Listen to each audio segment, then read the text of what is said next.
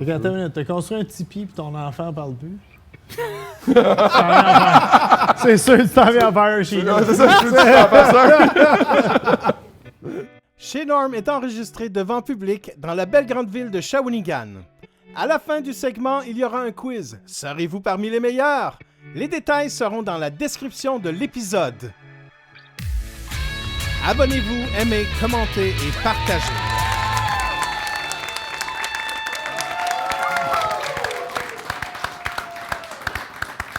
Hey, excellent vin. Merci. Ouais, Est-ce que vous avez aimé ça? Yeah! Hey, on se fait un petit toast, Oui, tout le santé monde. tout le monde. Cheers! Merci, Norm. Le monde, ils peuvent acheter ça où? Le barbecue kebab, c'est disponible dans toutes les épiceries de Gatineau à Gaspé. Là. On est dans toutes les grandes chaînes. Fait qu'on a à peu près 3500 points de vente au Travail du Québec. Je pense que tu en aurais vendu une couple. Là. En fait, on y va vraiment avec la philosophie. On fait du vin comme à SAQ. Ouais. C'est pas des assemblages, c'est des vins qui sont toutes faits au même vignoble. C'est vraiment moi qui choisis les cépages, puis à l'aide d'un sommelier, on est pas mal tout le temps d'accord, par exemple, sur ce qui se retrouve dans la bouteille. Là. C'est vraiment ce que j'aime boire. C'est vraiment, vraiment bon. Moi, j'aime bien quand c'est doux, puis sucré, puis excellent. Je vais Merci. me mettre à boire du vin. Va falloir grossir les sous-verts, par exemple. Olivier. Ben, on a entendu parler de toi parce que tu as passé à la télévision. Ouais. Tu as fait un... J'ai fait la deuxième saison de Chef de bois. Ça a été diffusé, là, 2 ans. Puis ça a été rediffusé au printemps dernier. OK, oui. Fait que, tu sais, il y a eu 2 diffusions parce qu'il y en avait une que c'était sur une plateforme, la plateforme vraie. Puis après ça a été diffusé là, directement sur Grand public, là. Ouais. Mais c'est tout un bon signe. Quand une émission passe de vrai à TVA, c'est qu'il y a eu du succès Ouais, pour c'est eux. ça. Ah, ouais. Qui est un très bon show. J'ai pas vu la saison que tu étais dedans, j'avais vu la première saison. Ouais. Puis Mais le concept est La hallucinant. deuxième saison, là, c'est boosté aux stéroïdes. Là. Ouais. Tu sais, avant d'aller faire l'émission, ils t'envoient la première pour te dire un peu dans quoi tu t'embarques. Puis la deuxième, en partant, il pleut des cordes pendant 18 heures de temps. Puis vous connaissez un peu la télévision, là, c'est tu te dépêches pour arrêter. Ouais. Dépêche-toi pour attendre. Fait que là, t'es tout mouillé, tout trempe, t'es dans le bois. Tu sais jamais quand tu vas arriver. Ça nous prend 18 heures avant qu'on arrive au camp, puis on apprend qu'il y en a un qui va se faire éliminer. Comme, alors, on n'a même pas encore cuisiné. Tu sais. Ah, ouais. Tu pars, t'as l'adrénaline dans le tapis, puis en tout cas, c'est une expérience exceptionnelle. Puis tout le long, là, les expériences physiques que tu as à faire, puis je trouvais ça vraiment le fun parce que moi, j'étais un gars de bois, fait que c'était vraiment des belles activités que tu peux faire dans le bois, puis tu aurais besoin de faire aussi si tu veux te nourrir. Puis en même temps, tu avais le côté de cuisiner dans le bois qui est exceptionnel. Là. Toi, tu fais du barbecue. Ouais. Moi, depuis, je faisais déjà de la cuisine sur le feu chez nous. Depuis que j'ai fait cette émission-là, j'en fais quasiment 2 fois par semaine. Ah ouais? Ouais. Wow. Ça, Ouais. Moi et ma femme, on s'est construit un tipi Ben oui, c'est chez ça. nous, en fait. Là. On a un bois juste à côté. Puis des pièces de viande suspendues, puis... Non, on fait pas de fumoir, mais OK. tu sais, on a un pit de feu dans le milieu. Ouais. Mais tu sais, quand je te dis un tipi, là, on peut habiter dedans. Là. OK. On peut dormir dedans. Là. On prenait des perches des arbres de 25 pieds. On les a toutes écharnées. On a pris 12 perches de mer. Après ça, on a pris... c'est énorme, là, je vous le dis. Là. Là, on a fait un plancher surélevé avec des palettes. On l'a isolé avec du papier bulle foil. On a mis des pots que j'avais trappés puis que j'ai tanné par-dessus. Là, on a des coussins partout. Dans le milieu, on a une tube de sécheuse pour notre feu. Et on a une grille là-dessus. Le Ouais. classique. On se fait la cuisine là-dessus. Ouais. On n'a pas encore dormi dedans, mais c'est... Tu sais que j'habite dans le coin, hein, à cette Ouais. heure, c'est...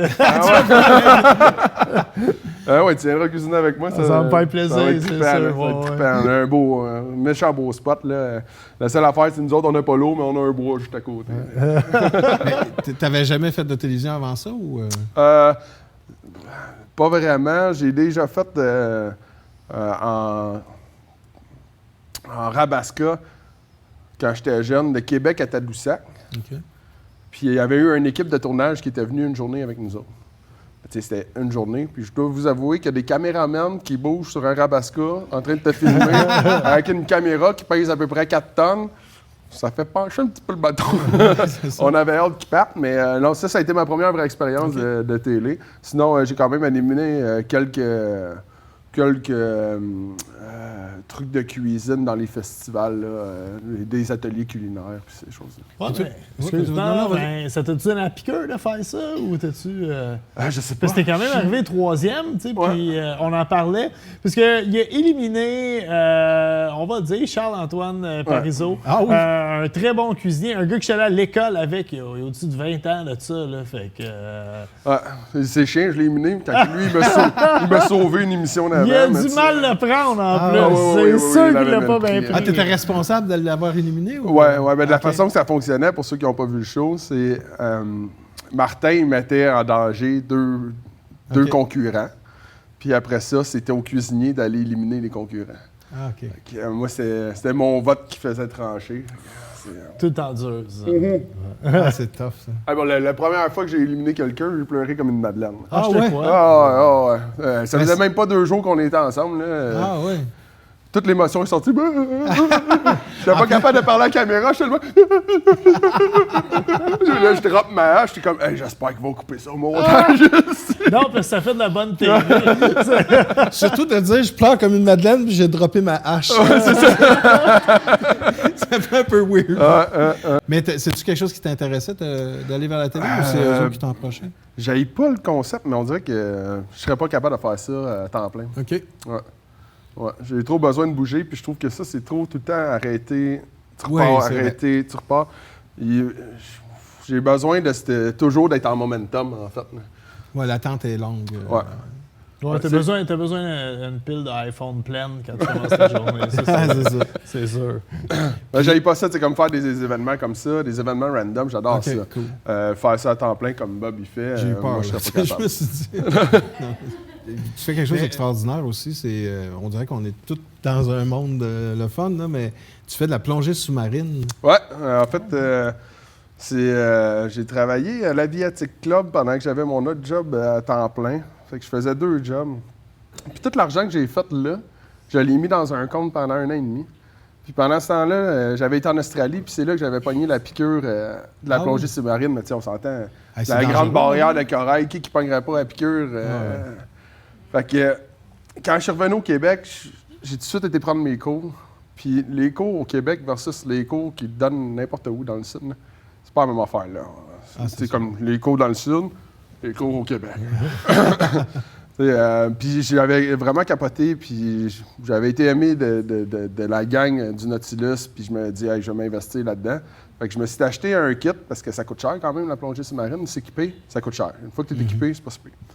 Puis c'est ça, je me suis équipé, j'ai plongé énormément à Québec. Après ça, j'ai déménagé, j'ai mis un peu mon kit de côté, puis je plongeais juste dans le sud. Là, j'ai un ami qui, il y a 4 ans, il a eu un accident de 4 roues. OK. Puis il a perdu l'usage de ses jambes. Puis ça a été vraiment difficile pour lui. Puis la seule affaire qui le fait triper en ce moment, ou qui l'a vraiment ramené, ça a été la plongée sous-marine. OK. Fait que, il a découvert comment faire de la plongée sous-marine avec le fils de Jean Chrétien, Ah oui. qui donne des cours de ça.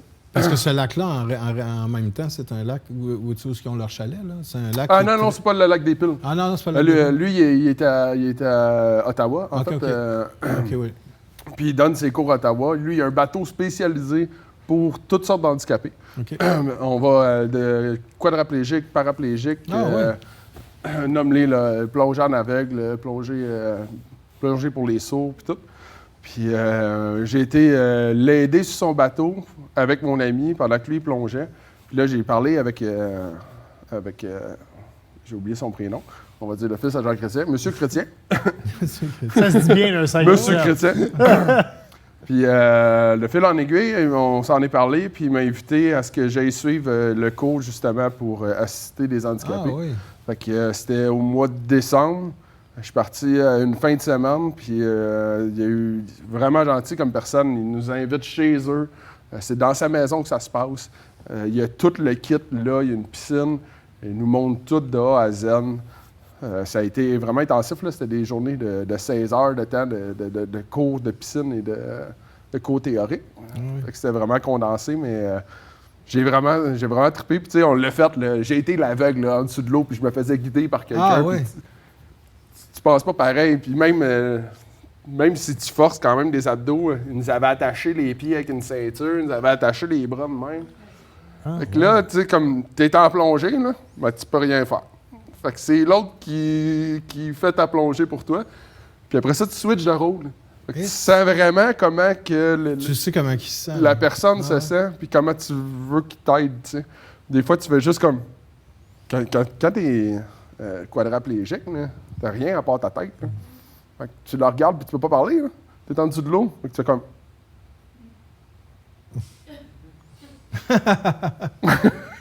Fait que c'est vraiment stimulant. J'ai adoré ça. Puis cet été, en fait, là, il m'a invité à aller sur son bateau, puis pouvoir l'assister avec plusieurs de ses élèves. Ouais. Tu plonges-tu au Québec? Comme tu peux aller dans le fleuve? Je plongeais énormément au Québec avant. J'ai arrêté, mais je pense que je vais recommencer. En fait, c'est l'équipement qui diffère. OK. Quand tu es en eau plus froide, tu t'en vas avec un dry suit. Ouais. Fait que dans le fond, ce qui t'isole, c'est de l'air. Ouais. Puis quand tu vas de plus dans le sud, tu y vas avec un wetsuit. OK. Ah, nice. Vraiment nice. Puis, tantôt, on parlait un peu de la formule coop que vous avez, parce que c'est... Ouais. On voit que c'est un peu dans ton ADN d'être avec des groupes et tout ça, puis de faire ça. Mais comment ça est venu de venir travailler avec la gang du Trou du Diable? En fait, c'est très drôle. C'est que c'est quelqu'un que j'ai formé quand j'avais 22, 23 ans. OK. Je travaillais au Pacini dans ce temps-là. Pour les on chaînes, a on a tout tout fait fait. À côté ou... Non, j'étais à Québec OK. à l'époque. Puis, tu sais, de fil en aiguille, le monde, il se promène dans la vie. Puis, fait que, à peu près 13-14 ans plus tard, un des amis en commun dit on cherche un chef pour le Trou du Diable. Lui qui était devenu, toi, tu le connais peut-être, Baron Barbecue. Oui. C'est lui ouais. qui avait parti Baron Barbecue. Ouais. Jean-Sébastien Gauthier. Mais c'était Son partner, qui... Il est un peu wild, là. Oui, Ouais. je m'en allais Ouais. dire exactement ça. Julien, si je me souviens bien. Julien, son nom. exactement, ouais. Qui a fait les sauces d'herbe. Ah oui. Puis c'est ça, lui, dans le fond, il m'a boosté. Les gars, ils m'ont appelé. On a fait un Zoom. Je me souviens, j'étais au chalet. On vient de finir la première pandémie. Là. J'étais au chalet en stick. Les gars, ils me disaient on aimerait ça que tu viennes travailler au Trou du Diable. Je suis comme hey, le Trou du Diable. J'ai une émotion, je capote. J'étais avec ma blonde de l'époque. Puis là, je disais on m'a fait une job au Trou du Diable. Je suis excité, un crise. Fait que, elle dit écoute, c'est ça que tu veux. T'sais, elle dit tu iras les rencontrer. Fait qu'on a fait, j'ai fait une entrevue en Zoom avec Mathieu Richard puis Isaac. OK. Puis de là, tu sais, comme j'ai vraiment aimé la vibe. Après ça, j'ai été faire une autre entrevue directement là-bas. J'ai adoré la vibe, ils m'ont expliqué plus. Après ça, c'est eux autres qui sont venus à Montréal. Ils sont venus à mon resto, ils sont venus essayer ma bouffe. Fait que là, on avait une synergie, puis ils m'ont droppé. Après ça, on est sortis. On est allé... c'est quoi le nom de la taverne irlandaise? Le McGibby's. Non, celui... le trèfle. Oui. T'es allé au trèfle et, en tout cas, on l'a échappé un petit peu. Puis on finit par dropper une offre. Puis là, j'ai comme fait, fuck it, je le fais. Ah Je oui. le fais. Fait que là, tu sais, comme, je quittais Montréal, j'allais habiter à mon chalet, qui était à 1 heure, puis j'étais pour faire le voyagement. Puis là, je leur avais dit, mais par contre, j'ai un contrat avec l'autre endroit, fait que je vais arriver à la fin octobre. Tu sais. J'arrive à la fin octobre. Ma première journée de travail, c'est la première journée de reconfinement. Ah, non. Fait que là, je suis comme le méchant qui vient voler la job des anciens cuisiniers qui étaient là. Puis là, il faut que j'essaie de réinventer un monde, de réinventer le Trou du Diable, en fait. Ça a été une drôle de partie. J'ai embarqué, on m'a supporté, puis depuis ce temps-là, ça va très bien. Mais tantôt vous parliez de la différence entre faire la cuisine pour quelques personnes, puis de la cuisine pour que quelqu'un d'autre leur fasse. Mais ça veut dire que tu as eu des gens à qui tu as montré tout ça, puis tu as des gens qui ont appris de toi, là? Oui, moi, en fait, c'est un chef à Québec. C'était un petit boui-boui, ça s'appelait le Tonic Resto Bar. C'était dans un club sportif, un club de tennis. C'est là que j'ai commencé vraiment à apprendre la cuisine. Je n'avais fait d'autres avant. Là, puis ma famille, c'est une famille de restaurateurs. Comme toi, là, des œufs mimosa, là, j'en ai épluché en tabarouette là, dans ma vie. Là. Puis après ça, quand je suis revenu d'Australie, je me suis dit, là, j'ai eu un peu comme toi. Toi, c'était le skate ou la cuisine. Moi, c'était la cuisine ou je sais pas. Fait que j'ai décidé de pousser là-dedans. Puis c'est ça, c'est là que je suis arrivé au Tonic Resto Bar. Puis Jean-François Bélanger m'a pris sur son aile. Il m'a fait suivre le cours un peu en partenariat avec le gouvernement. OK. Qui donne un équivalent d'acquis. Puis là-bas, on transformait tout de A à Z. Fait que, là, j'ai vraiment commencé à comprendre c'est quoi toute la cuisine, puis à vraiment m'ouvrir dans ce monde-là, puis à m'épanouir. Après ça, j'ai fait du chef à domicile avec cette entreprise-là. C'était vraiment cool. Mon boss m'avait laissé carte blanche. Il dit, écoute, tu utilises mes installations. Il dit, moi, je fais du profit sur la bouffe, puis toi, tu fais ton argent sur ton salaire. Nice. Fait que là, j'ai comme, bon, on est... tout le monde est gagnant là-dedans. Puis après ça, ben, là, je suis retourné à l'Assomption. J'ai travaillé à peu près 5 ans pour l'Ange Cornu, qui aujourd'hui est vraiment rendu une esti de belle place. Excusez-moi pour avoir sacré. Une maudite belle place. On tente nous autres. Puis c'est ça, j'ai ouvert... pendant ce temps-là, j'ai ouvert aussi un restaurant. C'était plus du traiteur. Fait que je l'ai ouvert. Après ça, j'ai quitté. J'aimais pas tant le traiteur. T'en as-tu fait? Oui, c'est beaucoup de logistique Ouais. de déplacer de la nourriture. Ouais. C'est incroyable. C'est incroyable. Puis il se passe rien pendant une semaine. Puis pow! Ouais. Tout ça passe en même temps. Moi, j'aime moins ça, Ouais. personnellement. Moi aussi, c'était pas ma tasse de thé.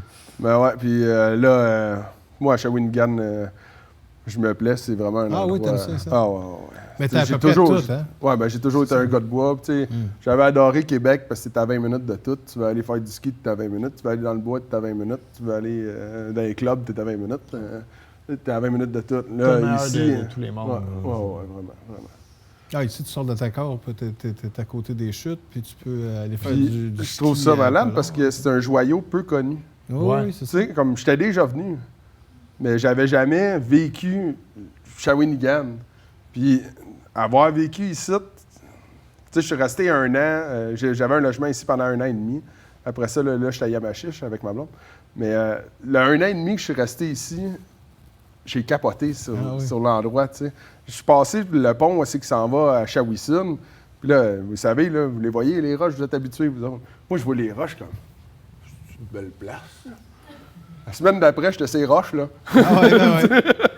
Mais en plus, ces chutes-là, si on prend la superficie, pas en hauteur, mais en longueur, c'est plus gros que Niagara. Ah ouais? La superficie, puis il y a 2 côtés. Ouais. Mais c'est vraiment impressionnant. Puis, tu sais, la ville a été bâtie Au travers de ça, là, à cause de les trous. Puis j'ai appris après ça que c'était ça qui s'appelait le trou du diable. Mais oui, exactement. Exactement. Il y a beaucoup de légendes. Tu vois, je suis là. revenu, j'ai fermé la boucle. Mais ce qui est drôle aussi, c'est que ici, c'est vraiment un territoire autochtone, tu sais, dans le temps. Mais vous avez fait un tipi. Ouais, ben en fait, ma blonde, elle travaille pour les communautés autochtones de Danak OK. puis de Wilnac. Fait que, on a beaucoup cette synergie-là qui fait partie de notre quotidien et de notre couple. Puis moi, comme j'adore le bois, j'aime tanner des pots, tu sais, ces affaires-là. Ah, ouais, Fait que, Tu sais que louer un Tipeee sur Airbnb, il y a bien des Français qui seraient intéressés d'essayer moi, ça. je veux pas. Dans un français, on peut checker, là. Tu es intéressé? Oui, il est intéressé. Ah non, puis c'est... Mais comment que vous avez fait ça? C'est comment... Comme je dis, on a une terre à bois à côté. C'est pas nous, mais je parle avec le propriétaire. Il me donne le droit de prendre tous les arbres morts. OK. Il y a eu des gros vents, il y a 2 ans. C'est que tous les arbres sont tombés. Puis lui, c'est une pinière, là. C'est quasiment juste du grand pain blanc. Fait que là, j'étais allé avec ma chansa, puis je coupais les grands pains blancs qui étaient morts ou qui étaient couchés. Après ça, on les a tous écharnés à la main, là, avec le couteau, les charneuses. Ouais. On a monté un trépied, en fait, 3 de même. On l'avait monté, on l'avait brêlé, on a laissé une corde pendre. Après ça, on a rajouté tous les autres poteaux un après l'autre. On les a enroulés, on les a tailletés.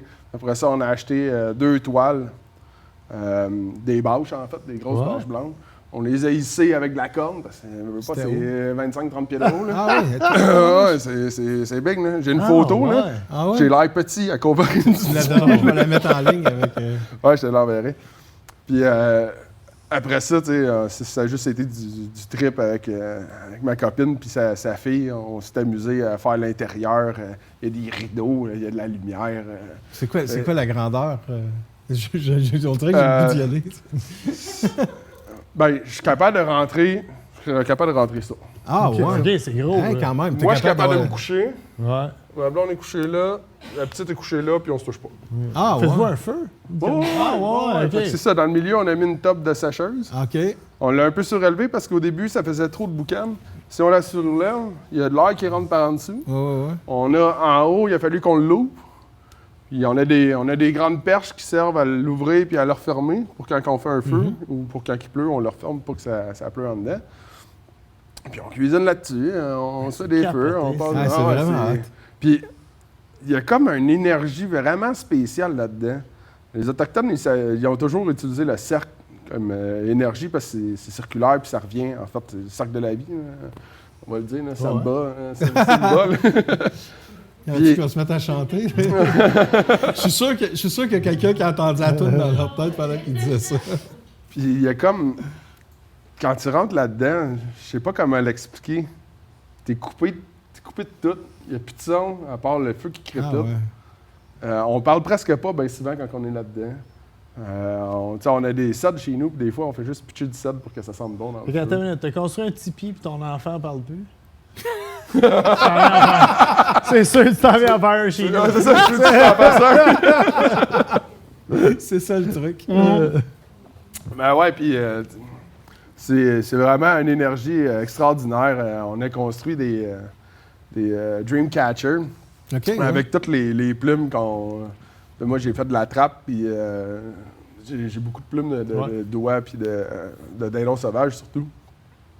On a fait des Dreamcatcher avec ça. À un moment donné, on a mangé des huîtres. On a repris les huîtres, on les a toutes lavées. On a fait des trous dedans à drill. Puis on a refait... tu sais, comme quand ils vendent, ça fait cling, cling, Oh, cling, cling. ouais. On a Ah, c'est refait cool. ça, on a accroché ça là-dedans. C'est un univers extraordinaire qu'on a recréé. Puis à chaque fois qu'on y va, on y va à peu près une fois semaine. À chaque fois qu'on y va, on se leur dit toujours, on fait comme « Wow, c'est donc bien cool ». Puis ta fille, à quel âge? C'est pas la mienne, c'est celle alors, elle a 12 ans. 12 ans? Ah, elle doit triper bien raide, là. Ouais. Elle commence en adolescence, elle est rentrée au secondaire. Là, c'est les amis vers la famille, mais c'est correct, on a C'est tous passé par là. Ça Ouais. passe. Puis là, dans tes plans que tu as à faire en ce moment, c'est où tu te vois? Qu'est-ce que tu veux faire? Moi, en ce moment, je suis aux études. OK. Je suis en traitement de l'eau. Ah oui? Parce que je trouve que c'est une grosse lacune qui s'en vient énormément. Le gouvernement a repris ça en 2002, commencé à faire de la législation là-dessus. Je trouve ça... J'étais pas sûr au début, mais je trouve ça vraiment, vraiment, vraiment intéressant. Fait que là, en ce moment, j'ai une grosse vie. Là. Temps plein à l'école, temps plein à job. Je cours comme toi. C'est tout à ton honneur, par exemple. C'est des beaux projets. C'est vraiment des beaux projets. Pour l'instant, je veux rester au trou. Je vais le garder le plus longtemps possible. J'ai formé une sous-chef. Elle me suivi depuis Montréal. OK. Elle s'est installée dans la région, à Trip. Je suis vraiment fier d'elle. Elle a fait des progrès énormes. Je trouve que maintenant, elle a l'étoffe de prendre ma place. Puis je trouve ça vraiment cool pour elle d'avoir pu faire vraiment... Tu sais, elle est partie de là. Puis elle n'avait jamais fait ça de sa vie. Puis là, peut-être 7-8 ans, je l'avais engagée. On s'avait rencontrés dans un party. Tantôt, tu parlais que c'était une coop, le Trou du Diable. Trouves-tu qu'en étant une coop, la brigade de cuisine puis la brigade de service vont toutes plus dans la même direction? Tu sais, on travaille moins pour soi-même, on travaille plus pour... Où est-ce qu'il y a de l'homme, il y a de l'hommerie. Ouais. Mais c'est sûr qu'il y a ce côté-là. C'est sûr que ce côté-là, tu as toujours des gens un petit peu plus à part face à ça. Mais on a une rotation d'employés extraordinaire. Là. J'ai une cuisinière qui est là depuis 10 ans. J'ai un autre cuisinier qui est là depuis 7 ans. On a des serveurs qui sont là depuis l'ouverture. Fait que, on a de la rétention d'employés extraordinaire. Pour ça, on n'a pas de problème. Puis ça fait que tu as une meilleure qualité de nourriture. En partant, là, ça a changé de... juste ça. Puis c'est une qualité aussi de vie. Ouais. Tu te poses pas la question s'il va rentrer. Tu sais qu'il va rentrer. Ça fait 10 ans qu'il rentre. Pourquoi que lui, aujourd'hui, il ne rentrerait pas? Ouais. T'as toujours ça aussi. Puis tu sais que tu peux leur faire confiance. Tandis que le monde, que ça fait 1 mois, 2 mois qu'ils sont là, et tu sais pas à quel point tu peux leur faire confiance. Puis sans eux autres, ben t'es rien. Ouais. Comme dans n'importe quoi, sans tes employés, t'es rien. Puis aujourd'hui, c'est grâce à eux autres que je peux être ici parce qu'ils travaillent à ma place. Moi, j'ai une question à vous poser aux deux. Parce que moi, j'ai des chambres en haut chez nous, puis on reçoit 8 étrangers à chaque session de cégep. Et on a la fameuse discussion du plat québécois, la cuisine québécoise. Dans vos top 10 de cuisine qu'on peut catégoriser de québécoise, pour que je puisse avoir de quoi à dire, qu'est-ce qui serait qu'on pourrait décrire comme un plat québécois? Je suis pas sûr si c'est québécois, mais moi, j'irais pour le fameux pâté chinois. Le pâté chinois, c'est bon. Ça, on pense souvent à poutine, puis c'est dommage qu'on pense à ça, parce que si on dit poutine en premier, on dirait qu'on n'a comme pas d'héritage culinaire au Québec. Exact. On en a tellement. C'est justement le pâté chinois, le fameux ragoût de pape, le cipat, la tourtière du lac Saint-Jean. Je veux dire, on a tellement une culture riche au Québec, là, puis riche au niveau du goût aussi. Le ragoût de boulette à ma grand-mère, il était très copieux par chez nous. Là, Ragoût de plate, c'est québécois. Des trucs ouais. de même. Pudding chômeur, d'un dessert. Non, on a une belle culture, pour vrai. Moi aussi, je trouve ça plate que tout le monde pense à la poutine. Ouais. Puis, comme tu dis, C'est bon une poutine après. notre pays, là, notre nation, elle a été construite par du monde qui faisait à manger bien avant qu'il y ait des frites. Ça, Je pense que ça, il ne faudrait jamais l'oublier. Puis juste le croton, moi, on me sert ça au déjeuner. Là. J'en mets avec un peu de moutarde. Un peu de moutarde. C'est tout, là, puis c'est bon. Mais c'est comme tu disais, il n'y a rien de meilleur que le spaghetti de ta mère puis la cuisine de ta mère. Puis même ça, je veux dire... Puis je demande toujours la même chose. À un moment, il y a toujours ces canadonnies. Ah ouais? C'est ça, je veux dire, on est quand même un pays jeune, le Québec, comparé des pays européens. Puis, tu sais, c'est un pays qui a été beaucoup bâti sur l'immigration. Puis justement, cette espèce de tourneur-là, je veux dire, moi, ma mère, sa sauce à spag, il y a de la cannelle dedans, il y a du girofle, il y a un petit peu de muscade, tu sais, elle est épicée un peu comme une tourtière, tu sais. Puis c'est ça qui rend... Tu sais, autant que c'est une recette italienne à la base, la recette à ma mère, c'est une sauce à spag à la québécoise. Tu sais, puis on a adopté plein de plats comme ça, là, que ça vient des plats québécois, finalement. Il y a de quoi être fier, quand même. Mais ça. Parce que c'est dur d'expliquer. C'est parce que nous autres, notre cuisine, je pense, c'est plus des feelings, des expériences de vie. Oui, puis on est très fort. Ce que j'ai remarqué, c'est qu'au Québec, on est très fort pour adapter la cuisine de n'importe où dans le monde. Ouais. Parce qu'ailleurs dans le monde, je trouve qu'on est... Pour avoir voyagé quand même, jamais je vais aller au Maroc manger du thaï. Je te le jure, ça sera pas bon. C'est vrai. Ça sera pas bon. Tu manges pas de sushi quand tu vas à Paris. Non, c'est ça, exact. Tu sais, comme nous, on est capable de s'adapter énormément, puis on est capable de le refaire en cuisine. Puis même des fois, je trouve que on n'est pas meilleur, mais on le fait différemment, qui fait que ça t'amène un souvenir gustatif qui te fait voyager encore plus. Il y a une question que j'aime bien, parce ça va être la dernière question pour cette section-là, mais c'est une question que j'adore poser. C'est quoi pour vous le succès? La réussite. Le succès, la réussite. C'est quoi pour toi la réussite? Me lever puis sourire. Ah, c'est fun. Ouais, de travailler dans quelque chose que tu aimes. Tu sais, d'avoir une passion dans la vie, c'est ça. Tu sais, moi, je l'ai trouvé, puis je pense que... Tu sais, c'est vraiment pas... La réussite, ça se calcule pas de façon monétaire. Parce que moi, je me souviens un moment donné, avant que le projet de Bob le Chef, tu sais, que j'étais juste cuisinier, je me souviens là, d'avoir une réflexion, d'aller travailler à pied, puis consciemment me dire... je vais sûrement mourir pauvre. C'est ça le salaire que je fais pour le reste de ma vie. Mais je suis heureux. J'aime vraiment ma job. Moi, je me levais le matin, puis c'est encore de même aujourd'hui, je me lève le matin et j'ai hâte d'aller travailler. Puis même quand je faisais pas beaucoup de sous, Puis j'étais chef au Misto, c'est la rue Mont-Royal à Montréal. Je me levais le matin, puis j'allais travailler, puis j'avais hâte d'arriver à la job. Puis je passais la journée avec un sourire d'en face, puis ouais, je pense que c'est ça la réussite pour moi. Merci beaucoup.